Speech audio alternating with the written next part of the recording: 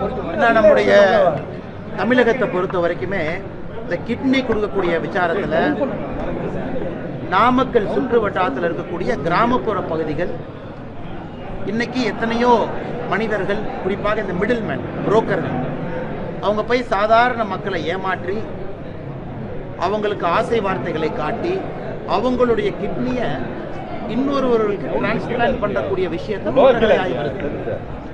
ஆனால் இந்த முறை நடந்திருக்கக்கூடிய விஷயம் இன்னும் பூதகரமாக திராவிட முன்னேற்ற கழக கட்சியை சார்ந்திருக்கக்கூடிய முக்கிய நிர்வாகிகள் சில பேர் அந்த புரோக்கர்களுக்கு உறுதுணையாக, ஏன்னா அதை பொறுத்தீங்கன்னா அரசாங்க மட்டத்தில் கீழே இருக்கக்கூடிய தாசில்தாரிலிருந்து பல இடத்துல அப்ரூவல் சர்டிஃபிகேட் தேவைப்படுகிறது.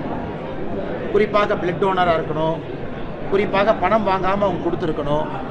ஆனால் இன்னைக்கு இங்கே இருக்கக்கூடிய திமுக கட்சியை சார்ந்த நிர்வாகிகள் ஒரு பக்கம் அரசாங்க அதிகாரிகளையும் அவங்களையும் கரெக்ட் பண்ணி, இன்னொரு பக்கம் கிட்னி கொடுக்கக்கூடிய கிராமப்புற மக்களையும் ஆசை வார்த்தைகள் கூறி அவர்களையும் ஏமாற்றி, இது ஒரு ஆர்கனைஸ்டு ட்ரேடாக, இது ஒரு ஆர்கனைஸ்டு ட்ரேட், ஒரு கம்பெனி மாதிரி, இண்டஸ்ட்ரி மாதிரி அவங்க செய்திருக்கக்கூடிய விஷயம் பத்திரிகை நண்பர்கள் மூலமாக கொஞ்சம் தான் வெளியே வந்திருக்கு. Tip of the iceberg.